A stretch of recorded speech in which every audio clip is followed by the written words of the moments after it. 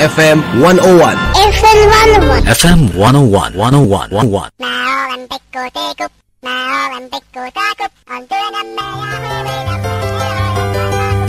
This is FM 101.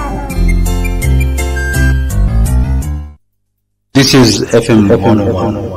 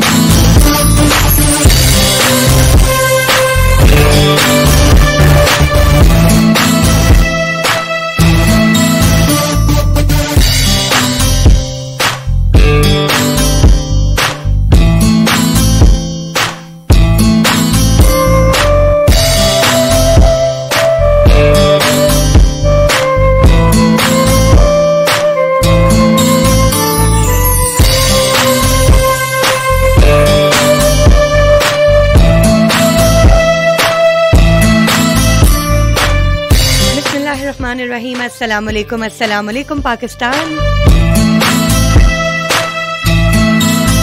Alright जनाब, this is RJ Sonia Khan and I welcome you all to the studios of FM 101 Lahore. इस उम्मीद, इस दुआ और इस ख्वाहिश के साथ कि आप जहाँ कहीं भी हमारी आवाज़ सुन रहे हैं बिल्कुल ठीक ठाक हैं, खुशबाश हैं और फिट फाट हैं। जी, आपको वेलकम करूंगी मैं एक बहुत ही ज़बरदस्त और स्पेशल प्रोग्राम में जिसका नाम है जी आवाज़ फाउंडेशन की आवाज़। और गाहे बगाहे हम आवाज़ फाउंडेशन के तवस्सुत से, इनके प्लेटफॉर्म से आपके लिए कुछ आगाही पर मबनी अवेयरनेस प्रोग्राम्स लेकर आते हैं और उनके अंदर हम मुख्तलिफ जो मौज़ूआत हैं, ख़ास तौर पर अगर हम ह्यूमन राइट्स की बात करें, लोगों के जो इंसानों के बुनियादी हुकूक हैं उनकी बात करें, उनको हम हाईलाइट करते हैं। और अभी पिछले दिनों हम सब ने 16 डेज़ ऑफ एक्टिविज़म सेलिब्रेट किया और 16 डेज़ ऑफ एक्टिविज़म की अगर मैं बात करूं तो उसमें ख़ास तौर पर ख़वातीन के बुनियादी हकूक़, और अगर हम उनके तमाम हुकूक़ में से चुन लें तालीम का हक़, जो कि डेफिनेटली किसी भी कौम को तरक्की के रास्ते पर लेकर जाता है, और अगर ख़वातीन जो हैं वो तालीम के प्लेटफॉर्म पर आ जाती हैं और क्वालिटी एजुकेशन हासिल करती हैं तो उनका जो लिविंग स्टैंडर्ड है वो बेहतर होता है। तो आवाज़ फाउंडेशन उन्हीं तंजीमों में से एक है जो कि ख़वातीन और बच्चियों की तालीम के हवाले से बहुत ही जो है वो सरगर्म अमल है। और इसी सिलसिले में ये प्रोग्राम भी हम आपके लिए लेकर आते हैं जिसमें तालीम के बुनियादी जो हुकूक हैं ख़वातीन के, उस पर हम रोशनी डालते हैं और आपको बताते हैं कि ख़वातीन के तालीमी हुकूक के लिए क्या इक़दाम किए जा रहे हैं। आज आपको हम अपने प्रोग्राम में दो मेहमानों से मिलवाएंगे। एक जो मेहमान है उन्हें हम लेंगे ऑन एयर प्रोग्राम में, टेलीफोनिक रब्ता उनके साथ हमारा होगा और रहेगी कुछ ज़बरदस्त गुफ्तगू, जबकि दूसरी मेहमान जो है वो हमारे स्टूडियोज़ में थोड़ी देर में मौजूद होंगे और बताएंगे हम आपको कि उन मेहमान का ताल्लुक जो है वो किस शोबे से है और उनकी क्या खिदमत हैं ख़वातीन के हुकूक के हवाले से। तो सबसे पहले जनाब अपने प्रोग्राम में हम खुश आमदीद कहते हैं सना अफजल को, जो कि इस वक्त हमारे साथ टेलीफोन पर मौजूद हैं। अस्सलाम वालेकुम सना। वालेकुम अस्सलाम, कैसी हैं मैम आप? बिल्कुल ठीक ठाक सना, उम्मीद करती हूँ आप जहाँ कहीं भी बिल्कुल ठीक ठाक हैं। जी सना, आपका ताल्लुक जैसे कि हमारी जो बहुत ही ज़बरदस्त एक डिस्ट्रिक्ट है, डिस्ट्रिक्ट झंग, वहाँ से है, और अगर मैं गलत नहीं कह रही तो डिस्ट्रिक्ट झंग जो है वो चैम्पियन डिस्ट्रिक्ट है ख़वातीन के तालीम के बुनियादी हुकूक को पूरा करने के हवाले से। तो इसी हवाले से मैं चाहूँगी कि आप अपना तारुफ हमारे सुनने वालों को खुद करवाइए और बताइए कि उमंग चैम्पियन बनना आपके लिए कैसा रहा। अस्सलाम वालेकुम, मेरा नाम सना अफजल है और मैं बेसिकली लॉयर हूँ और मैं उमंग के साथ पिछले 2.5 साल से काम कर रही हूँ। और मेरे लिए उमंग चैंपियन बनना एक बहुत अच्छा तजर्बा था, क्योंकि आवाज़ सीडीएस और उमंग ना सिर्फ इन्होंने हमें इनकरेज किया, हमारी पर्सनल ग्रूमिंग की, हमें बहुत अच्छे लोगों से इन्होंने मिलवाया, हमारी बहुत अच्छी इन्होंने ट्रेनिंग्स करवाई, और फिर इन्होंने हमें एक्टिव किया फील्ड में कि हम लोग इटसेल्फ खुद जाने कि हमारे तालीम के मसाइल क्या हैं, लोगों को क्या मसाइल दरपेश हैं, क्योंकि जब तक आप खुद फील्ड में नहीं जाएंगे आपको पता नहीं लगेगा कि आप क्या कर रहे हैं। Very true. तो उमंग इस हवाले से बहुत अच्छा प्रोग्राम रहा कि इन्होंने हमें खुद से मोटिवेट किया। पहले हम खुद मोटिवेट हुए और फिर हमने लोगों को मोटिवेट किया और उन्होंने हमारी हेल्प की। हमने बच्चियां इनरोल करवाई स्कूल्स में, हमने कॉलम्स लिखे, हमने अपनी कम्युनिटी में अवेयरनेस की, हमने अपने इलाके के स्कूल्स को विजिट किया, हेड मिस्ट्रेस के साथ मीटिंग की, अपने इलाके के स्कूल्स के जो थे मिसिंग फैसिलिटीज को हमने नॉमिनेट किया, हमने उनको हल कराने के लिए हमने जो उनके रिलेटिव अथॉरिटीज थी उनसे बात की। सही। सना जी, आपने ये जितनी भी बातें बताई ये बड़ी एक्साइटिंग है, क्योंकि जो मास मीडिया है, जो खबरें हम सुनते हैं या गवर्नमेंट की जो अनाउंसमेंट्स हम सुनते हैं कि जी हम ये करेंगे या वो करेंगे, उसमें हमें ये तफसीलात नहीं पता चलती कि एक्चुअली ग्राउंड पर ये काम होता कैसे है। तो आपने जो अभी इकदामात बताए ये सुनकर काफ़ी खुशी हुई कि आप ग्रास रूट लेवल पर जो है एक चीज़ को कामयाब करने के लिए कितनी तफसील से जो है वो काम करती हैं। मैं आपसे ये जानना चाहूँगी कि तालीम के लिए आप अपने डिस्ट्रिक्ट में चूंकि काम कर रही हैं, जब आप वालिदैन से या कम्युनिटी से बच्चियों को तालीम दिलवाने की बात करती हैं तो वो जो एक कहते हैं ना कॉमन रिस्पॉन्स, एक कॉमन आंसर जो आता है, एक मुश्तरका जवाब, एक जो बड़ी तादाद जो आपको देती है आगे से, उसके बारे में बताएं कि कॉमनली हमारे लोग कैसा सोचते हैं और वो जब इस तरह का कोई इनिशिएटिव उन तक पहुंचता है तो वो कैसे रिस्पॉन्स करते हैं।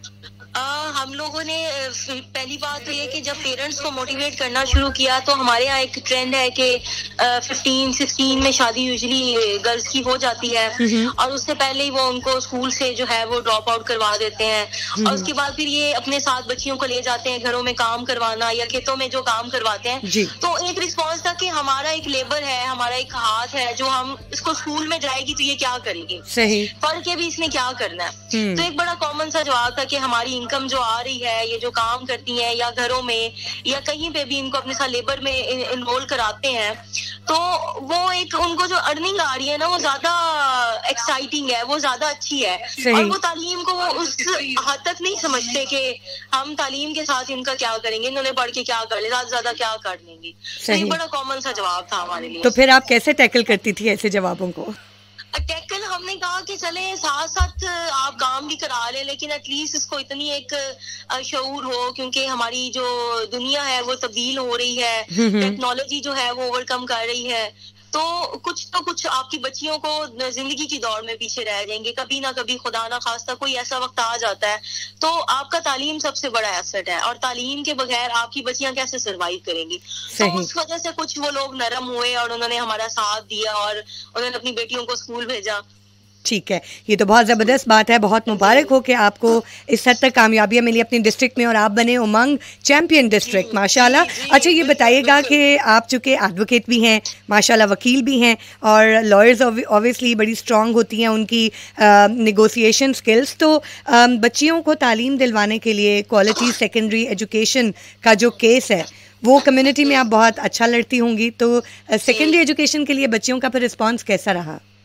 बच्चियां खुश थी कि वो दोबारा से स्कूल जा रही हैं और हमने उनको मोटिवेट किया कि आप खुद से अपना कॉन्फिडेंस लेवल बिल्ड करें और आप पढ़ाई करें। तो वो जो लोग पढ़ रहे हैं अब तक तो वो सही जा रहे हैं, सही जा रही हैं बच्चियां और अच्छा पढ़ रही हैं, वो उनकी रिपोर्ट्स अच्छी हैं, इस तरह से वो डल नहीं है अपने स्कूल में। सही, चलें, दैट्स ग्रेट। सिस्टम बहुत बड़ी एक वजह हुआ करता है सना जी, इंडिविजुअल्स बाज़ दफ़ा बहुत अच्छे प्लान लेकर आते हैं, बहुत अच्छे प्रोजेक्ट लेकर आते हैं, लेकिन जब सिस्टम के अंदर जाते हैं तो ऑब्वियसली हमारी जो स्पीड है वो सेम नहीं रहती। इनफरादी जो एफर्ट्स हैं वो कभी कभी मान पड़ जाती हैं सिस्टम की वजह से। तो मुझे बताइएगा, थोड़ी रोशनी डालिएगा कि सिस्टम के अंदर क्या मसाइल हैं जिनको दूर करके तालीमी मेयार को बेहतर बनाया जा सकता है। सिस्टम के अंदर पहली बात तो ये कि हम सारे ही वो हैं, सुस्त हैं, हम सारे गवर्नमेंट जॉब्स ले लेते हैं, उसके बाद फिर हम कहते हैं कि हमने काम क्यों करना। सही। तो सबसे बड़ा मसला तो यही है कि जब मैंने इन्होंने एक टास्क दिया था कि आपने गर्ल्स स्कूल्स का जो है वो 5 इयर्स का बजट आपने लेना है, तो जब मैंने एप्लीकेशन की, भेजी, RTI मूव की, तो उनके पास वो था ही नहीं डाटा। उनका जी हमारे पास नहीं है, फाइनेंस वालों के पास है। फाइनेंस वालों के पास गया तो उन्होंने कहा वो पता नहीं कहाँ पड़ा है, हमारे पास तो नहीं है। तो बड़ी मुश्किल से कर करा के 1 साल का जो है डाटा उन्होंने, जो नियरेस्ट ईयर था 2018 और 17 का डाटा मुझे मिला। तो यही बात है कि हमारी वो एक क्या कह सकते हैं, एक उस चीज को हम वो नहीं लेते ना, तालीम प्रायोरिटी नहीं है, प्रायोरिटाइज नहीं कर रहे हम लोग तालीम को, कि ये नजर नहीं आ रही। सही, बल्कि अभी आप सही कह रही हैं, ये बड़ी दुख की बात है। अभी कल ही मैं कायद आज़म मोहम्मद अली जिन्ना की एक सेइंग जो है वो सुन रही थी, और तालीम के हवाले से उनके अपने ये अल्फाज हैं कि जो कौमें जो हैं तालीम को इख्तियार नहीं करती, वो ना सिर्फ ये कि दुनिया की जो एक तरक्की की दौड़ है उसमें पीछे रह जाते हैं, बल्कि they would be a day कि वो ख़त्म हो जाएंगी, वो कहीं होंगे ही नहीं अगर वो तालीम को ऑप्ट नहीं करती। तो आपकी बात बिल्कुल ठीक है, हमारे लोगों की जो प्रायोरिटी है वो बदलनी चाहिए और काहली और सुस्ती से हमें पीछा छुड़ाना चाहिए। अच्छा जी, ये बताइए कि जिन स्कूलों में सब्जेक्ट टीचर्स नहीं होते, आपको मालूम है कि हर सब्जेक्ट जो है वो हर टीचर, हर उस्ताद नहीं पढ़ा सकता। कुछ मौज़ूआत जैसे साइंस सब्जेक्ट्स हैं उनके लिए स्किलफुल टीचर्स का होना बहुत ज़रूरी होता है, और मैंने सुना है कि ख़ासतौर पे हमारे जो रिमोट एरियाज़ हैं, जो रूरल एरियाज़ हैं, वहाँ पर सब्जेक्ट स्पेशलिस्ट का इशू बहुत सुवेर है। तो इस हवाले से ये बताएं कि टीचर्स जो हैं वो जो स्कूलों में पढ़ा रहे होते हैं सब्जेक्ट टीचर्स की एब्सेंस में, तो वहाँ पर फिर किस तरह इस मसले को हल किया जाता है, क्वालिटी को किस तरह इंश्योर किया जाता है? पहली बात तो ये कि हम लोगों ने अब एक तो टीचर्स की इनरोलमेंट का जो है मयार ही बहुत ज्यादा टफ कर दिया है। तो जो पढ़े लिखे लोग हैं जिन्होंने एमएससी की है या जिन्होंने मास्टर्स किया है, तो उनके लिए एक तो इतने सारा टेस्ट है, एनटीएस है, पीपीएससी है, तो वो एक बड़ा मुश्किल काम है। फिर बीएड है तो वो 2 साल का कर दिया है। तो वो एक टीचर जो बनना चाह रहे हैं तो उनको पहले ही खुद बहुत ज्यादा पढ़ना पड़ेगा, फिर टेस्ट के थ्रू, और फिर एक काफी लंबा चौड़ा काम है जिसमें से वो जो है वो आते हैं, और उसमें से भी फिर जो अच्छे लोग हैं वो पीछे रह जाते हैं, जिनकी सिफारिशें हैं वो ज्यादा आगे जाते हैं, और फिर वो जो लग जाते हैं एमएससी है या मास्टर्स है, उन्हें प्राइमरी देते हैं, प्राइमरी क्लासेस देते हैं। तो जो प्राइमरी एक बंदा फ्रेश है, उसको अगर आप हायर क्लासेस देंगे तो वो ज्यादा अच्छे तरीके से पढ़ाते हैं। जो हायर क्लासेस को पढ़ा रहे हैं वो पुराने असातिज़ा हैं जिनको खुद कब के वो लोग ना उनके रिफ्रेशर कोर्सेज हैं, ना उनको निसाब से कोई ज्यादा अच्छी दिलचस्पी है। इस वजह से मयार जो सरकारी स्कूलों का ना वो गिर रहा है, इस वजह से पोजीशंस नहीं आती, इस वजह से ही वो लोग यानी बदलती हुई जो एक वो जिद्दत पसंदी है तालीम के अंदर, हमारा जो ट्रेडिशनल सिस्टम है वो उसके साथ अपना एक मैचअप नहीं कर रहा, उस पेस को फॉलो नहीं कर रहा।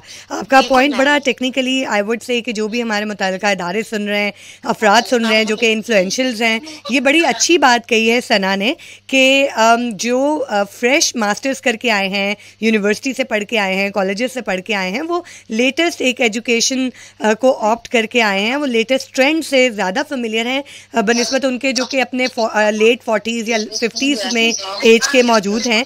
तो वो सेकेंडरी स्टूडेंट्स को वो ज़्यादा बेहतर पढ़ा सकते हैं, क्योंकि सेकेंडरी के जो तलबा है, तालिबात हैं, उनकी एजुकेशन थोड़ी ज़्यादा टेक्निकल है। साइंस सब्जेक्ट्स को लेकर अगर हम बात करें, या फिर अगर हम सोशल स्टडीज़ और ऐसे सब्जेक्ट्स को लेकर बात करें, तो लेटेस्ट इन्फॉर्मेशन और एजुकेशन उन तक पहुंचना ज़्यादा ज़रूरी है, जबकि प्राइमरी के कॉन्सेप्ट्स बनिस्बत सिंपल होते हैं। सना जी, आपकी ज़बरदस्त बातें चल रही हैं। अगला सवाल मैं आपसे जो पूछना चाहूँगी वो पर्टिकुलरली आपकी डिस्ट्रिक्ट के हवाले से है। झंग में आपने ये जब सारा अपना प्रोजेक्ट प्रोसीड किया, तालीम के रास्ते में बच्चियों को क्या क्या रुकावटें पेश आईं, और उन रुकावटों को आपने, एक तो आपने बताया बातचीत के ज़रिए, लेकिन अमली इक़दामात ऐसे कौन से लिए जिससे बच्चियों की तालीम में जो हायल रुकावटें हैं वो दूर हुई या हो सकती हैं? सबसे पहले तो मैं चाहूँगी कि उन रुकावटों को आप आइडेंटिफाई करें। पहली बात तो जो देहाती होती है उनको एक्सेस का इशू होता है, एक्सेस उनको स्कूल्स तक नहीं होती, कुछ 3-4 किलोमीटर पे स्कूल है, और जब बच्चियां बड़ी होती हैं तो वो उनके साथ आने जाने वाला कोई नहीं होता, इस वजह से भी वो थोड़ा सा पीछे रह जाते हैं। उसके बाद फिर हरासमेंट एक इशू है, जो बच्चियां जो है घर से आती हैं तो उनको लोग तंग करते हैं, उनको तहफ़्फ़ुज़ जो है ना वो एक थोड़ा सा इशू है। उसके बाद फिर वही सोच है कि हमारा लेबर कम होगा, तो बातचीत की। उसके बाद हमने उनसे कहा कि अगर आप थोड़ा सा ताउन करें अपनी बच्चियों के साथ, तो वो उस चीज पर एग्री हुए हैं। लेकिन फिर भी जो हरासमेंट इशू है ना वो शायद मेरे करने से तो ठीक नहीं होगा। हरासमेंट इश्यूज जो तहफ़्फ़ुज़ की बात है, तो उस सिलसिले में मैंने अपने एमपीए साहब से हमारी 1-on-1 बात हुई, तो उनसे मेरी मुलाकात हुई थी। उनसे मैंने बात की कि आप क्या कर रहे हैं अपने इलाके में बच्चियों की एजुकेशन के लिए जी। तो उन्होंने बड़ा मुझसे वादा किया कि मैं इस चीज पे काम करूंगा। एक्सेस का इशू है तो उनको कुछ इलाके बताए कि वहां पे तो स्कूल है ही नहीं, सेकेंडरी स्कूल नहीं है। तो उन्होंने मुझसे प्रॉमिस किया कि वहां पे मैं स्कूल का जो है वो इनॉग्रेशन करवाऊंगा और आपका जो है मैं साथ दूंगा। लेकिन फिर सम कंडीशंस के उन्होंने दोबारा मुझसे मुलाकात नहीं की, उन्होंने दोबारा मेरी बात नहीं सुनी। तो अपने तौर पर तो हम कर रहे हैं, लेकिन बाकी चीजें जो है वो बड़ों के करने वाली हैं जो हमसे हायर पे पड़े। मैंने इस हद तक तो काम किया कि ग्रास रूट लेवल पर ये अपनी आवाज मैंने उन लोगों को पहुंचाई कि जो इस चीज को कर सकते हैं, कि जो हमारे इलाके का लेजिस्लेटर है वो ये बात अपनी असेंबली में करे और फिर उस चीज का ये बिल पास कराएं और फिर लॉ बने और जो इन्फोर्स हो। सही। तो हाँ जी, ये तो आपने बात जो की है हकीकत है और इस हकीकत से हम सभी लोग वाकिफ़ हैं कि अगेन सिस्टम की बात आ जाती है कि सिस्टम के अंदर आप एक हद तक इन्फ्लुएंस अपना जो इनफरादी है वो कर सकते हैं और ऐसे बड़े पैमाने पर तब्दीलियां लाने के लिए डेफिनेटली बड़े पैमाने पर सिस्टम को भी अपने अंदर तब्दीलियां लानी पड़ेंगी। सना जी, आप की आवाज़ हमारे सुनने वाले वालिदैन, बच्चियाँ, लाहौर और इसके गिरदोनवा में मौजूद जो कम्युनिटी है वो सुन रही है, वो बहुत खुश भी हो रहे होंगे कि झंग जो है वो एक चैम्पियन डिस्ट्रिक्ट है और बहुत सारी जो डिस्ट्रिक्ट्स के लोग हैं वो ये भी सोच रहे होंगे कि क्या हमारे डिस्ट्रिक्ट में ऐसी कौन सी कमियां हैं कि हम चैम्पियन डिस्ट्रिक्ट अभी तक नहीं बने। तो यकीनन ये एक बड़ी अच्छी मोटिवेशन भी है और एक एनालिसिस भी करना चाहिए सब लोगों को कि वो क्यों पीछे हैं अभी। तो मैं चाहूँगी कि आप थोड़ा रिकैप भी कर दें कि वो आपने क्या इकदाम किए जिसकी वजह से आप एक चैम्पियन डिस्ट्रिक्ट बने, ताकि जो हमारे बाकी सुनने वाले हैं जहां पर अभी इस हद तक काम नहीं हुआ वो भी इससे इंस्पायर हों और इसी पैमाने पर काम करें। हम लोगों ने बच्चियां रोल करवाई थी स्कूल में, हाई स्कूल्स में, और उसके बाद हम लोगों ने आर्टिकल्स लिखे न्यूज़पेपर्स में। उसके बाद अपने इलाके के जो स्कूल्स थे उनको विजिट किया, उनकी मिसिंग फैसिलिटीज को आइडेंटिफाई किया। उसके बाद हम लोगों ने हेड मिस्ट्री से बात की, उनसे बात की कि यहाँ पर ये मसाइल हैं।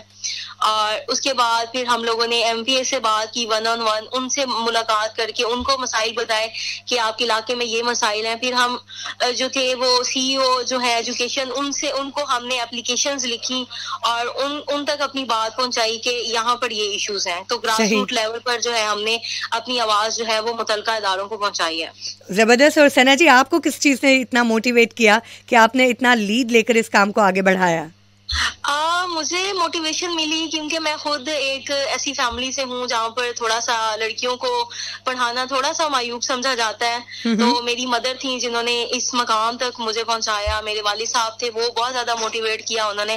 तो ये चीज जो थी ना वो मुझे बहुत ज्यादा उस चीज में, मेरी फ्रेंड है एक उल्फत, उन्होंने बड़ा मोटिवेट किया मुझे इस काम में। वो खुद भी एक लॉयर है। तो मुझे ये अपनी फीमेल लॉयर्स को देखकर भी बड़ी खुशी होती है। और मेरे इलाके में जो बच्चियां थोड़ा सा देख रही होती है मुझे कि बाजी तैयार होके जाती हैं अपने ऑफिस, तो उनको देखकर भी मुझे बड़ा होता है कि मैं उनके लिए कुछ कर सकूं। आप उनके लिए रोल मॉडल हैं डेफिनेटली, और आप चाहेंगी कि कल को वो आने वाली जनरेशन्स के लिए रोल मॉडल बने और आप खुश हों कि आपकी मेहनत जो है वो रायगा नहीं गई। सना जी, ये बहुत अच्छी बात है। मैं दुआगो हूँ और यकीनन हमारे तमाम सुनने वाले जिन्होंने आपकी ये इंस्पायरिंग बातें सुनी कि कैसे एक शख्स जो है एक अपनी कम्युनिटी के अंदर इतना मजबूत किरदार अदा कर सकता है और एक डिस्ट्रिक्ट को तालीम के शोबे में बच्चियों के ख़ास तौर पर हुकूक के कॉन्टेक्स्ट में इतना आगे लेकर जा सकता है। अगर हम इसी तरह एक एक करके अपने अपने मोहल्ले, अपने अपने गाँव, अपने अपने डिस्ट्रिक्ट और इसी तरह अपने अपने शहर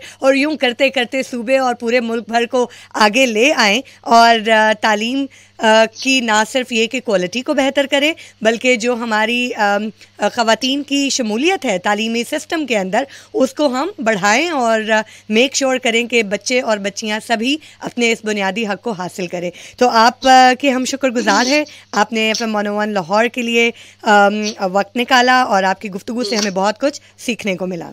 thank you so much ma'am, thank you so much. Sana Afzal, आपको हम ऑल द वेरी बेस्ट कहेंगे। इसी तरह से अपनी जद्दोजहद जारी रखिएगा। आपका बहुत बहुत शुक्रिया। Take very good care. Well dear listeners, ये तो थी हमारे साथ सना अफजल झंग से। और आपको बताती चलूँ कि डिस्ट्रिक्ट झंग में वो गर्ल चाइल्ड एजुकेशन के हवाले से बहुत एक्टिवली काम कर रही हैं और उनकी टीम की इसी मेहनत के नतीजे में डिस्ट्रिक्ट झंग को उमंग चैंपियन डिस्ट्रिक्ट करार दिया गया है।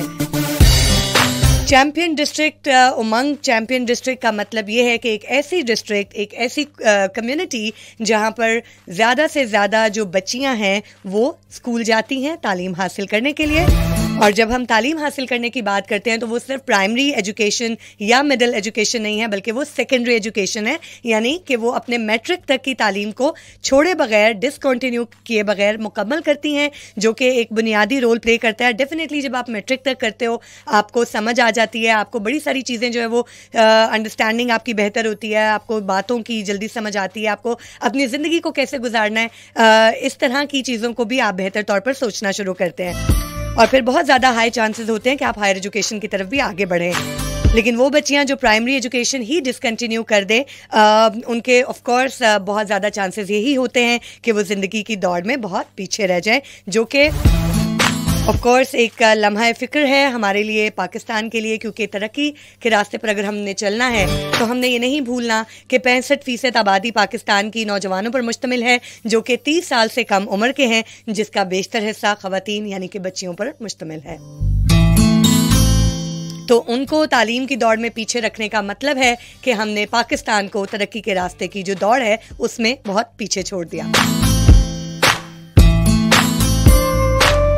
सामीन, आप सुन रहे हैं 101 लाहौर और आपकी आरजे सोनिया खान, और इस वक्त हमारे स्टूडियोज में मौजूद एक बहुत ही हंसता मुस्कुराता चेहरा, जिनसे एक मुलाकात हमारी पहले भी हो चुकी है एक बहुत ही ज़बरदस्त प्रोग्राम में, और ये हैं हमारी बहुत ही प्यारी रुखसाना लियाकत जी, जो कि डिस्ट्रिक्ट मेंबर हैं और सोशल वर्कर हैं। मुआशरे में समाजी जो मसाइल हैं उनके हवाले से इनकी खिदमात पिछले कई बरसों से देखने को हमें मिल रही हैं, और ख़ास तौर पर अगर हम बात करें ख़वातीन के हुकूक़ की और ख़वातीन के तालीम के हवाले से और उनकी प्रोटेक्शन के हवाले से जो मसाइल हैं उनको लेकर रुखसाना लियाकत जी जो हैं वो काफ़ी एक्टिव हैं। आगाज़ फाउंडेशन से इनका ताल्लुक़ है,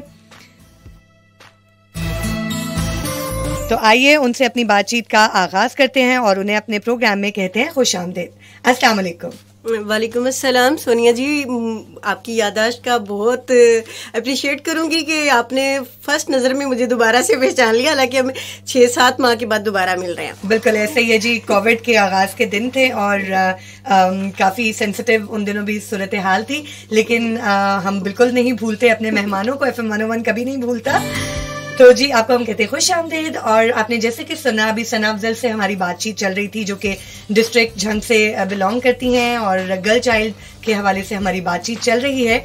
आपने लोकल गवर्नमेंट का इलेक्शन लड़ा, आप काउंसलर बनी, समाजी वर्कर हैं, यहाँ तक के सफ़र में तालीम का शऊर जो आप में था, डेफिनेटली तालीम एक बुनियादी रोल प्ले करती है किसी भी इंसान की कामयाबी और नाकामी के पीछे। तो आप से भी हम ये जानना चाह रहे हैं कि जो आपका सफ़र है जिसमें आपने बहुत कुछ किया, उसमें तालीम का शऊर जो है उसका कितना किरदार था? मैं सबसे पहले तो आपका शुक्रिया अदा करूंगी कि आपने मुझे दोबारा से इनवाइट किया, और सेकंड में अपनी मदर को अप्रिशिएट करूंगी क्योंकि वो पढ़ी लिखी नहीं थी, उनको हमेशा से शौक था कि मैं पढ़ती ना। उन्होंने अपने शादी के बाद अपने ससुर से थोड़ा बहुत उर्दू पढ़ना सीखा, वो अभी भी उर्दू पढ़ लेती हैं, लेकिन उनको फिर शौक हुआ कि मेरी 4 बेटियां हैं तो मैं इनको ज़रूर पढ़ाऊँगी ना। तो उन्होंने अच्छी से अच्छी तालीम उनको देने की कोशिश की, और शुक्र अल्हम्दुलिल्लाह हम कामयाब हुए। मेरी कामयाबियों के सबसे ज्यादा जो मेरी रोल मॉडल है वो मेरी मदर ही है, क्योंकि उन्होंने हमेशा ही मुझे अप्रिशिएट किया। अभी मैं इलेक्शन के बाद जब सोशल वो बनी डिस्ट्रिक्ट मेंबर, तो वो लम्हा बालम्हा मुझे गाइड कर रही थी और मेरे साथ चल रही थी, सर्वाइव कर रही थी कायदा से। तो मुझे हमेशा खुशी होती थी, मुझे किसी और कंधे की जरूरत नहीं होती थी कि हमेशा मेरी मदर मेरे साथ खड़ी होती थी। तो मैं इसलिए चाहती हूँ कि हर लड़की के पीछे खासकर उसकी माँ जरूर साथ उसके खड़ी हो।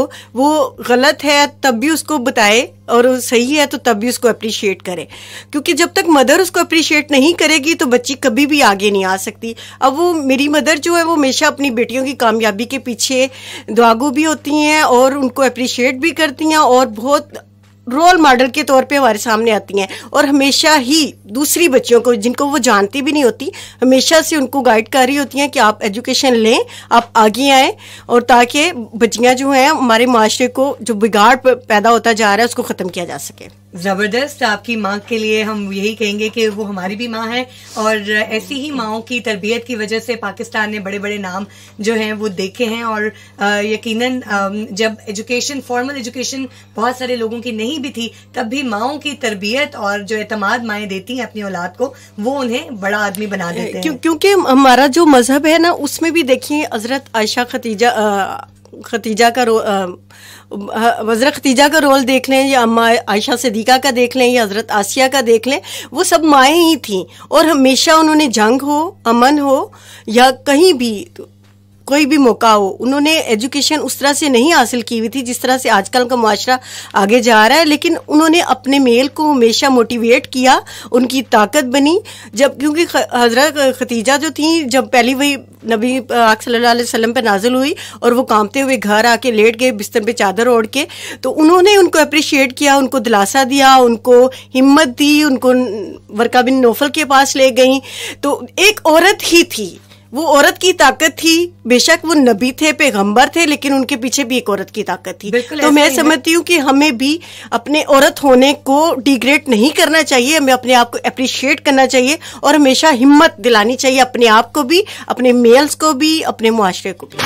मैं बहुत अप्रिशिएट करूंगी, आपने जो मिसाल दी उससे मुझे बहुत सीखने को मिला। और अपने तमाम सुनने वालों से मैं, बल्कि खास तौर पर जो हमारे मर्द हजरात हैं, जितने भी हमारे भाई हैं, हमारे बाप हैं, हमारे बेटे हैं, उन सबसे, और जितने भी शौहर हैं, उन सबसे ये मैं दरख्वास्त करूंगी कि देखिए, एक पैगंबर की मिसाल दी रुखसाना जी ने, और जो हसास वक्त होता है ना, जो सेंसिटिव टाइम होता है, वो किसी के ऊपर भी आ सकता है, चाहे वो पैगंबर ही क्यों ना हो। और ऐसे वक्त में, ऐसे कड़े वक्त में एक सहारे की, एक गाइडेंस की, एक मॉरल सपोर्ट की और एक राय की, एक मशवरे की जरूरत किसी को भी पड़ सकती है। जबकि अनफॉर्चुनेटली जब खवातीन और बच्चियां कम तालीम याफ्ता होती हैं, तो एक बहुत बड़ा मसला ये देखने में आया कि जो फैमिलीज के अंदर, घरों के अंदर डिसीजन मेकिंग की एक जो अप्रोच है, उसमें खवातीन की शिरकत को लाजमी नहीं समझा जाता कि जी आप खवातीन हैं, आपका काम किचन तक है, आप वहीं तक महदूद रहे, या आप बच्चे पालें, उन्हें खिलाएं पिलाएं, उनका ख्याल रखें। ये मर्दों के करने की बातें हैं कि फैसला क्या करना है, क्या नहीं करना है, बच्चों की शादियां कहाँ करनी है, कारोबार करना है या नहीं करना है, ये तमाम मामला हम पर छोड़ दें। तो ये बहुत ज्यादा कनेक्टेड बातें हैं जी। एक तो जैसे दीन भी, हमें दीन में ऐसे बहुत सारे वाकयात हैं जो हमें ये रहनुमाई देते हैं कि हमें औरत को जिंदगी के हर मैदान में, जिंदगी के हर मामले में शरीक रखना है। शरीक का मतलब है पार्टनरशिप। तो ये ऐसा नहीं होता कि हम बिल्कुल ही मार्जिनलाइज कर दें कि जी ये तुम्हारा बस किचन तक एक कदम है और ये सारे मामलात मर्दों के। ऐसा नहीं होता। जो भी मामलात होते हैं वो मिलजुल कर निभाने चाहिए और उसमें एक दूसरे की राय को अहमियत भी देनी चाहिए और डिसीजन मेकिंग में पार्टिसिपेट करना चाहिए।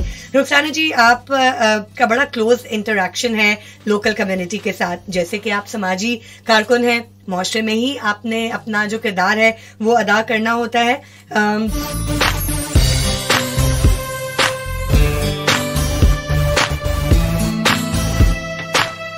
अभी सना जी की बातें भी आपने सुनी और आपने जानी वो तमाम बातें कि जब डिस्ट्रिक्ट लेवल पर ये काम उन्होंने किया तो वो क्या रुकावटें थी, वो क्या मसाइल थे जो बार बार उनके आड़े आ रहे थे।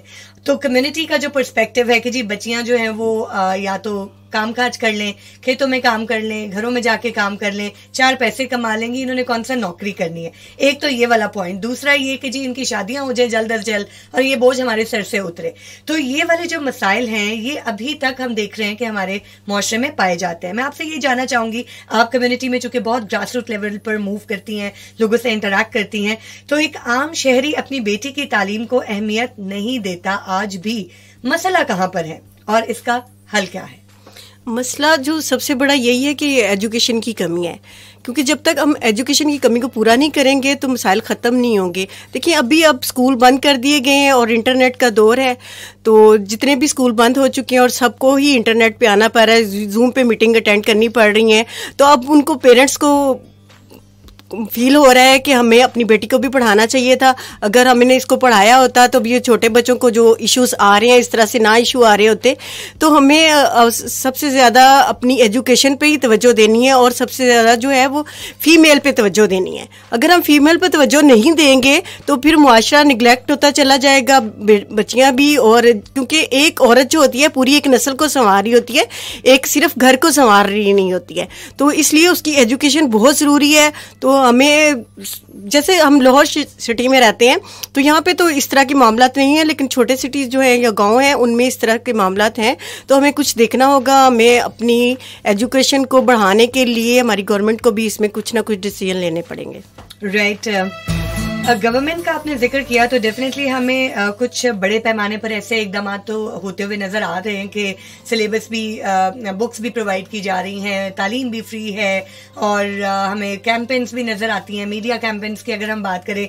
लेकिन एक इनफरादी शख्स को इनकरेज करने के लिए या इस हद तक मोटिवेट करने के लिए कि वो फाइनली अपने तमाम बच्चों को बगैर किसी जेंडर डिस्क्रिमिनेशन के तालीम के रास्ते पर ले आए, ये गवर्नमेंट के बस से बाहर नजर आ रहा है। तो मैं जानना चाहूंगी कि आप क्या सजेस्ट करती हैं कि डिस्ट्रिक्ट झंग की तरह बाकी इलाकों में भी क्या इकदाम किए जाएं कि ग्रास रूट लेवल पर ही हम ये इकदाम खुद से करें? क्या हमारी कम्युनिटी मोबिलाइज्ड है, या अगर नहीं है तो क्यों नहीं है? क्या कम्युनिटी को अपने फ्यूचर से कोई कंसर्न नहीं है? जब तक हम मुआशरे में बिगाड़ को ख़त्म करने के लिए कोशिश नहीं करेंगे ना, तब तक बिगाड़ ख़त्म नहीं होगा। और बिगाड़ कहाँ पे है? वो ये है कि महंगाई बहुत हद से ज़्यादा बढ़ गई है और जो फैमिली का सरबराह है उसको मसाइल दरपेश है, वो कुछ भी नहीं कर पा रहा। बच्चों को खुराक मुहैया करेगा या एजुकेशन, तो वो तो प्योरिटी तो खुराक पे ही देगा ना। तो इसलिए हमें उसकी खुराक की तरफ जो गवर्नमेंट को देनी चाहिए कि महंगाई को थोड़ा सा कंट्रोल करे, ताकि ये महंगाई वाला जो इशू है वो तो ख़त्म हो और बच्चे की जो एजुकेशन है, वो बुक्स हो गए, यूनिफॉर्म्स हो गए, वो या फीस हो गई बच्चे की, उसको फ्री कॉस्ट करना चाहिए ताकि जो बच्ची है और बच्चा दोनों इक्वल एजुकेशन हासिल कर सकें। That's true.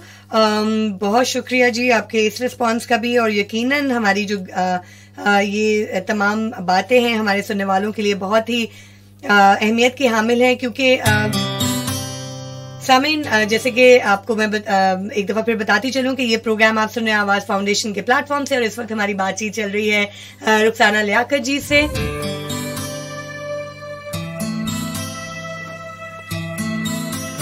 और बात हो रही है बच्चियों की तालीम के हवाले से, और बार बार वही तमाम मसाइल जो कि शायद अगर मैं गलत नहीं कह रही तो पिछले 2 दहाइयों से हम सुनते चले आ रहे हैं कि ये मसाइल हैं जी, इकोनॉमिक जो नीड्स हैं, फाइनेंशियल जो नीड्स हैं या फाइनेंशियल जो कंस्ट्रेंट्स हैं, बेसिकली वो रुकावट बनते हैं तालीम के रास्ते में। रुखसाना जी, 20 साल पहले भी जब हम बात करें, अगर हम अखबार ढूंढ लें, अगर हम प्रोग्राम्स की, टीवी प्रोग्राम्स के रिकॉर्डिंग्स निकाल लें, या फिर हम लोगों की राय जो कि 20 साल पहले भी दुनिया में मौजूद थे पूछ लेंगे जी उस वक्त दौर कैसा था, तो लोग यही कहेंगे कि उस वक्त भी बहुत महंगाई थी और आज भी बहुत महंगाई है। लेकिन इतनी महंगाई के बावजूद गांव हो या शहर, हमें हर शख्स के पास मोबाइल फोन नजर आता है, हमें हर शख्स के पास अच्छे कपड़े नजर आते हैं, हमें गांव में भी और शहरों में भी बड़े बड़े पैमाने पर की जाने वाली शादियां नजर आती हैं, बड़े बड़े फंक्शंस नजर आते हैं। तो हमारा जो मुआशरा है वो यकीनन एक कॉम्प्लेक्स सोसाइटी बन चुका है। यहाँ पर जो डिस्क्रिमिनेशंस हैं उनका पर्सपेक्टिव अब चेंज हो गया है। शायद गरीब तर होता जा रहा है और अमीर जो है वो अमीर तर होता जा रहा है। तो ऐसे दौर में जब नफ्सा नफ्सी का आलम है और रिसोर्सेज मौजूद हैं तो लोग खर्च कर रहे हैं यकीनन, लेकिन उसके बावजूद शायद प्रायोरिटाइज नहीं कर पा रहे। मैं इशारा करूंगी कि अपने रिमोट एरियाज, रूरल एरियाज की बात की, हमारे अर्बन एरियाज में एक बहुत बड़ा ट्रेंड आ गया है कि गांव से या छोटे शहरों से लोग यहाँ पर काम के लिए आते हैं। ठीक है जी, बहुत सारे रीजन्स हैं, सदर्न पंजाब से बहुत फैमिलीज आती हैं, वो यहाँ के काम करती हैं, घरों में डोमेस्टिक लेबर किया जाता है और मजदूरी वगैरह के लिए। तो उन फैमिलीज का जो रहन सहन है, क्योंकि मैं भी, मेरे घर में भी आते हैं कुछ लोग काम करने, अगर मैं देखूं तो वो जी शादियों पे भी बहुत खर्च करते हैं, वो खूब एंजॉय करते हैं अपनी लाइफ, वो पिकनिक्स पर भी जा रहे होते हैं, लेकिन वो तालीम नहीं हासिल करवाते अपने बच्चों को। तो इस सोशल एस्पेक्ट पे मैं बात करूंगी। फाइनेंशियल एस्पेक्ट पे हमने बात कर ली कि एक रीजन जरूर है, लेकिन गवर्नमेंट तो कहती है जी हम तो फीस नहीं लेते, हम तो किताबें भी मुफ्त देते हैं, मेरे ख्याल में हम यूनिफॉर्म भी प्रोवाइड किया जाता है, स्कॉलरशिप्स भी दिए जाते हैं। तो गवर्नमेंट तो अपने आप को जस्टिफाई कर लेती है, लेकिन मैं मौशरती तौर पर आपकी राय जानना चाहूंगी कि फिर मौशरती तौर पे लोग जो हैं वो कहाँ गलत हैं कि वो शायद खुद ही इस रास्ते को इख्तियार नहीं कर रहे हैं। आप बिल्कुल सही फरमा रही हैं, क्योंकि लोग जो नफसा नफसी का आलम है ना, एक दूसरे को देखा देखी पे ज्यादा फोकस कर रहे हैं। वो बेशक कर्जे में डूब जाएं, लेकिन उन्होंने अपने रस्म रिवाज को वैसे ही प्रमोट करना है। तो हालांकि इस तरह से नहीं होना चाहिए। इस पे गवर्नमेंट को थोड़ी सी तवज्जो देनी चाहिए। एक तो जहेज की लानत को खत्म किया जाए, और दूसरा जो इतना ज्यादा लोगों को दिखाया जाता है कि हम इतना वो कर रहे हैं, बहुत सारे एक्सपेंस हम शादियों पे या दूसरी एक्टिविटीज पे खर्च कर रहे हैं, इसका एक मार्जिन रख दिया जाए कि हम इसको इतना उस पे ज्यादा नहीं करेंगे। जैसे अभी हम इलेक्शन लड़ रहे होते हैं, तब उस पे उन्होंने हालांकि लिमिट मुकर्रर की भी होती है कि हम उस पे रहते हुए काम करेंगे, लेकिन उसके बावजूद लोग जिनके पास अरबों रुपए है वो उस पे फोकस कर रहे होते हैं खर्च, और वो उस पे कोई एक्शन भी नहीं लिया जाता। अगर इन चीजों पे एक्शन लेना शुरू कर दिया जाए ना, तो इससे काफी ज्यादा चीजों में चेंज आएगा। That's very true. I think Rukhsana ji ने आपने बड़ी जबरदस्त टर्मिनोलॉजी जो यहाँ पर रस्मो रवाज की यूज की। मैं बेसिकली यही चाह रही थी कि ये हाईलाइट हो कि कब तक हम रस्मो रवाज की भेंट चढ़ते रहेंगे खुद भी, और दिखावे के चक्कर में जो है वो कैसे बाप बेचारा बूढ़ा होता है जवानी में ही जरूरतें पूरी करने के लिए और दुनियादारी पूरी करने के लिए, और कैसे हम अपनी छोटी छोटी मासूम बच्चियों को शादियां करके या मजदूरियों पे लगा के उनका बेसिक एक राइट जो है वो मीट नहीं करते, फुलफिल नहीं करते। रुखसाना जी, क्या आज भी बेटी को बोझ समझा जाता है? आपने बहुत अच्छी बात की है, क्योंकि अभी भी बोझ ही समझा जाता है। बेशक जितनी मर्जी एजुकेशन उसको दिला दी जाए, लेकिन जब उसको जहेज का मामला आता है, शादी का मामला आता है, तो तब जो अगला घर होता है ना, वो जरूर कहता है कि मुझे ये उसकी डिमांड होती है कि वो पूरी की जाए। तो फिर पेरेंट्स जो है ना, वो यकीनन ही बेटी को बोझ समझना शुरू कर देते हैं कि हमने इतना पैसा इसकी एजुकेशन पे लगाया है, अगर हम यही पैसा उसके जहेज के लिए कर लेते तो हमारी बेटी एक अच्छे घर में उसकी शादी हो जाती। लेकिन इस तरह से अगर हम सोचेंगे तो फिर बहुत ज़्यादा चीज़ें ना निगलेक्ट होंगी और पीछे चली जाएंगी। तो हमें कोशिश करनी चाहिए कि हमें जहेज की कम से कम पाबंदी ज़रूर लगा देनी चाहिए, ताकि जो बेटी को बोझ उस वक्त समझा जाता है एजुकेशन के बावजूद भी वो नहीं होगा। और देखिए, अभी कोविड के दरमियान अभी भी लॉकडाउन जो लगाया गया और स्कूलों को ये ज्यादातर फोकस किया गया है, उसमें तमाम एक्टिविटीज मुख्तलिफ चल रही हैं मुसलसल, लेकिन बच्चों को आपने स्कूलों से गायब कर दिया है। उसका ये बिगाड़ पैदा हुआ है कि लेबर जो है, चाइल्ड लेबर जो है वो बहुत ज्यादा मुआशरे में फैल गई है, क्योंकि स्कूलों की फीसें तो वहीं की वहीं है। बेशक उनको एजुकेशन नहीं दी जा रही, उनको सिर्फ जूम मीटिंग्स पे लगा के, तो जो कि बच्चों के पास मोबाइल भी नहीं है या उनके पास इंटरनेट नहीं है, उस तरह से उस पर फोकस चीजें नहीं क्लियर हो रही, तो वो लेबर चाइल्ड की तरफ जा रहा है माशरा। उसको भी हमें देखने की जरूरत है। बिल्कुल जी, ये ऑलरेडी हमारे माशरे में एक बहुत बड़ा डिलेमा है कि लोग जो मजदूर तबका है वो अपने बच्चों को मजदूरी में ही इंडल्ज करना प्रेफर करता है rather than sending them to school, और कोविड की वजह से इस चीज की इंटेंसिटी में इजाफा हुआ है।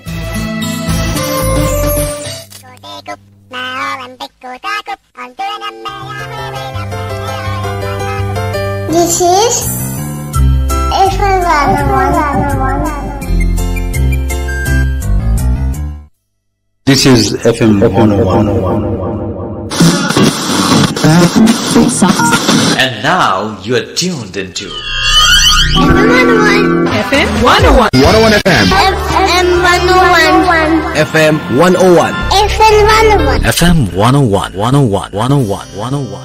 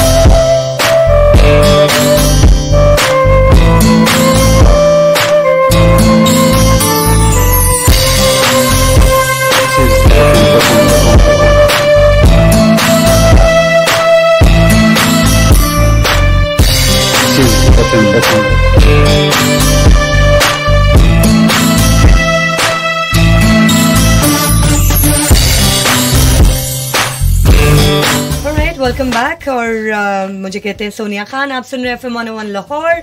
हमारे साथ स्टूडियोज में मौजूद हैं रुखसाना लियाकत जी, जो कि एक बहुत ही एक्टिव पर्सन है in the field of human rights और माशरे में पाए जाने वाले जो इम्तियाजी रवैये हैं और जो इम्तियाजी कवानीन हैं उनके खिलाफ उठ खड़ी होती हैं और अपने तौर पर बहुत एक एक्टिव रोल प्ले करती हैं, स्पेशली खवातीन के हुकूक के लिए।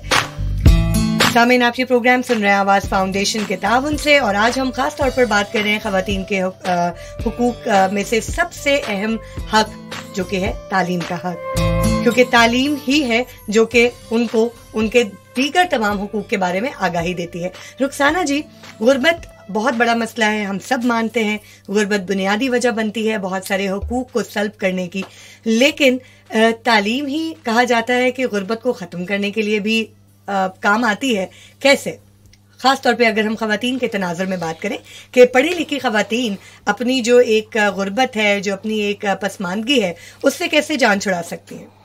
अगर हम बेटी को पढ़ाएंगे ना तो उससे मुआशरे में अच्छाई आएगी। वो इस तरह से देखिए, अब हर डिपार्टमेंट में, हर शोबे में, वो एयर होस्टेस हो या डॉक्टर हो या नर्स हो या टीचर हो या इंजीनियर हो, हर डिपार्टमेंट में जो खवातीन हैं वो उस पर फोकस कर रही हैं और हर फील्ड में वो जा रही हैं और अपने आप को बाकायदा मनवा भी रही हैं। ये नहीं है कि सिर्फ एजुकेशन लेके या महकमे में जाके वो सिर्फ खाना पूरी हो रही है, इस तरह से नहीं है। वो अपने आप को मनवा रही हैं, अपनी जो मुकम्मल उनकी ताकत है वो उसको बिल्कुल उस पर फोकस किए हुए हैं और उसको बता रही हैं कि हम एक अच्छी खातून है और हम इसको अच्छा सा चला सकते हैं। क्योंकि एक खातून जो है वो सिर्फ बच्चे पैदा करने के लिए नहीं है या घरदारी में खाना बनाने के लिए नहीं है, वो हर डिपार्टमेंट में, हर शोबे में आगे आ सकती है और आगे आके वो उसको अच्छा मोटिवेट कर सकती है। और अगर उसको हम डिसीजन मेकर में ले लें तो वो अच्छी डिसीजन मेकर भी साबित हो सकती है। अच्छा जी, हम चूंकि गुर्बत का पॉइंट डिस्कस कर रहे हैं कि गुर्बत के खात्मे में एजुकेशन खवातीन को कैसे हेल्प आउट कर सकते हैं। एंटरप्रेन्योरशिप का दौरा है और जो हमारे एंटरप्रेन्योर्स हैं कि अपने बहुत ही कम सरमाए से या इनफैक्ट सरमाए के बगैर भी अपने क्रिएटिव आइडियाज़ के साथ या अपनी स्किल के थ्रू वो कोई छोटा मोटा कारोबार स्टार्ट कर लें और उससे जो है वो एक बिजनेस वुमेन बन जाए। शहरों में हम ऐसी बहुत सारी मिसालें देख रहे हैं और यंग वुमेन एंटरप्रेन्योर्स काफ़ी कामयाबी के साथ अपने कारोबार को लेकर आगे बढ़ रही हैं। खवातीन जो हमारी गांव की हैं, जो रूरल एरियाज़ की हैं, उनमें स्किल्स बहुत ज़्यादा होती हैं, कढ़ाई सिलाई से लेकर इवन वो एग्रीकल्चर में भी बहुत रोल प्ले कर रही होती हैं और डिफरेंट फील्ड्स में उनके पास बेतहाशा टैलेंट होता है। लेकिन तालीम की वजह से क्या वो अपना कोई इस तरह का इनिशिएटिव नहीं ले सकती कि वो अपने एरिया में ही रहते हुए एक छोटा सा कारोबार शुरू कर लें और एक इंडिपेंडेंट वुमन बन जाए? जो भी काम का हो रहे होते हैं, या वो शहर में हो या गांव में हो, जैसे आपने कल कढ़ाई सिलाई का जिक्र किया, जो रिमोट एरिया है उनमें भी आप देख लें कि खवातीन ही पीछे काम कर रही होती हैं। अगर फार्मर है तो वहाँ पे भी खवातीन ही का सारा काम कर रही होती हैं, वो ज़्यादा वो जो चीज़ें होती हैं वो खवातीन ही देख रही होती हैं। लेकिन ये है कि उसको फैसला साजी में शामिल नहीं किया जाता, इसलिए वो डिसीजन मेकर नहीं हो सकती और वो फैसला नहीं कर पाती। वो सिर्फ वही उसको जिस पे गाइड कर दिया जाता है या उसको जो एक काम सौंप दिया जाता है वो उसी पे फोकस कर रही होती है। अगर हम थोड़ा सा उसको एजुकेशन देंगे और साथ में उसको थोड़ा सा मोटिवेट भी करेंगे या थोड़ा सा उसके पास सरमाया भी होगा तो वो यकीनन आगे आ सकती है और एक अच्छा, उससे ज्यादा पॉजिटिव रोल प्ले कर सकती है। Very true. इधर मैं भी एक चीज की तरफ निशानदेही करना चाहूंगी कि जैसे हमने बात की अभी कि पीछे वही काम कर रही होती है, बैक स्टेज वर्किंग सारी खवातीन की होती है, लेकिन बेसिकली क्या है, हमारे मुआशरे में कंसिडर ये किया जाता है कि औरत का पार्ट मतलब लेबर की हद तक है, कम करना है बस इन्हें, मतलब और इसका कोई कंट्रीब्यूशन नहीं है, कि कोई थॉट्स नहीं है कि बिजनेस को या किसी काम को बढ़ाया कैसे जा सकता है या बेहतर तौर पे आगे मार्केट कैसे किया जा सकता है। तो मैं जैसे ये कढ़ाई सिलाई के हवाले से ही बहुत सारी तंजीमें भी हम श्योर इस पे काम कर रही हैं। मिडिल मैन का एक रोल होता है जो कि सारा प्रॉफिट अर्न कर लेता है। हमारी जो देही खवातीन हैं जो सिलाइयाँ कढ़ाइयाँ भी कर रही होती हैं, सिलाइयाँ भी कर रही होती हैं, बेडशीट सी रही हैं और कपड़े सी रही हैं जो कि बड़े बड़े ब्रांड्स के प्लेटफॉर्म पे आके बहुत महंगे बिकते हैं, तो मिडिल मैन और जो ब्रांड ओनर्स हैं वो तो बहुत प्रॉफिट कमा लेते हैं, लेकिन पीछे जो कि हुनरमंद खवातीन हैं उनको क्या पैसे दिए जाते हैं, क्या उजरत दी जाती है, इसकी हमारी उन खवातीन को समझ कम होती है जो कि पढ़ी लिखी नहीं होती। एजुकेशन उन खवातीन को इस चीज की सेंस बहुत बेटर दे सकती है कि वो ये सोच सके कि क्या मैंने जितनी मेहनत की है कि मुझे उसकी उजरत भी उतनी ही मिली है कि नहीं। ये ये रैशनलाइजेशन, ये थिंकिंग जो है ये बच्चियों में, खवातीन में तालीम की वजह से आ सकती है और वो सवाल कर सकती हैं कि भाई मैंने तो इतनी मेहनत की है, आपने मुझे उजरत कम दी है, ये मेरा ख्याल है कि ये पैसे ज्यादा होने चाहिए। और जब इस तरह से औरत अपने हक के लिए आवाज उठाना शुरू करेगी तो यकीनन जो दूसरे अवामिल हैं वो भी सोचेंगे कि हाँ वाकई बात तो बिल्कुल सच है, और वो आहिस्ता आहिस्ता खवातीन को उनकी मेहनत के मुताबिक हक देना शुरू कर दें। तो ये मैं भी सुनने वालों तक यही कहूंगी कि मत सोचें कि आपकी खवातीन सिर्फ लेबर करने के लिए ही दुनिया में आई हैं, बल्कि वो मार्केट भी कर सकती हैं और वो अपने काम को, उसके लेवल को भी बेहतर समझ सकती हैं। डिसीजन मेकिंग, रुखसाना जी, सबसे बड़ी चीज भी बेसिकली ये है कि फैसला साजी में खवातीन की शमूलियत। हमारे यहाँ इवन शहरों में भी, मैं भी एक मिडिल क्लास फैमिली से मेरा ताल्लुक है और एक दरमियाना सा हमारे घर का भी माहौल था कि बहुत ज्यादा लिबरल भी नहीं और बहुत ज्यादा कंजर्वेटिव भी नहीं। और ये एक फैक्ट है कि शहरों में भी मोर देन 50% फैमिलीज ऐसी ही हैं जो कि इसी लेवल पे ग्रो कर रही होती हैं कि उसमें कोई बहुत ज्यादा लिबरल या मॉडर्न थिंकिंग नहीं पाई जाती और रवायती लोग होते हैं। तो आपसे यही जानना चाहूंगी कि हमारे लोगों को बताएं कि फैसला साजी में खवातीन को किस तरह शामिल करें। वो हमें सबसे पहले तो मर्द को मोटिवेट करना पड़ेगा। जब तक हम मर्द को मोटिवेट नहीं करेंगे वो औरत को आगे नहीं आने देगा। तो औरत को आगे आने के लिए खुद भी अपनी एजुकेशन पे मुकम्मल फोकस करना चाहिए। जब तक वो उस पर फोकस नहीं करेगी तब तक वो आगे नहीं आ पाएगी। जब वो एजुकेशन ले लेगी, उसको अवेयरनेस आ जाएगी, तो वो यकीनन समझेगी कि वो फैसला साजी अच्छी से कर सकती है। तो उसको फैसला साज करना बहुत आसान भी हो जाएगा और वो अपने लिए अच्छा कोई रास्ता या अच्छी फील्ड भी चूज कर सकती है। तो हमें कोशिश करनी चाहिए, या सिविल सोसाइटी को भी कोशिश करनी चाहिए और हमारी गवर्नमेंट को भी, कि हम खवातीन में स्किल्स पैदा करें। ज़्यादा से ज़्यादा स्किल पैदा करेंगे तो उससे खवातीन में एक तो अवेयरनेस भी आ जाएगी और उनमें फैसला साजी करने का जो इत्मीनान है वो भी बढ़ेगा और उस तरह से वो डिसीजन मेकिंग भी अच्छा कर सकेंगी। बिल्कुल ठीक। रुखसाना जी, आपकी लाइफ से भी हम थोड़ा जानना चाहेंगे कि जब आपने लोकल गवर्नमेंट का इलेक्शन लड़ा, आप काउंसलर बनी, तो ऑब्वियसली हमारी मेल डोमिनेटिंग सोसाइटी है। अगर हम तादाद की बात करें तो ज्यादा मेल होते हैं जो कि इलेक्शंस लड़ रहे होते हैं और खड़े हो रहे होते हैं। तो आपको किस किस्म के मसाइल का सामना करना पड़ा जेंडर डिस्क्रिमिनेशन के पर्सपेक्टिव में? मैं बिल्कुल हाउस वाइफ थी, मुझे आइडिया भी नहीं था कि इस तरह से मैं आ जाऊंगी आगे। लेकिन मैं शुक्र अल्हम्दुलिल्लाह अल्लाह ताला का शुक्र अदा करूंगी। और मैंने आपको जैसे पहले बताया कि मेरी मदर ने बहुत ज़्यादा मुझे मोटिवेट भी किया और लम्हा भलम्हा मेरे साथ भी चली। हम लोगों ने इलेक्शन बाकायदा विन किया लोगों के पास के, हमने कंपेन्स चलाई। और डिस्ट्रिक्ट का जब इलेक्शन लड़ना होता है तो आपको जो जीते हुए लोग होते हैं काउंसलर्स, उनसे वोट लेना होता है।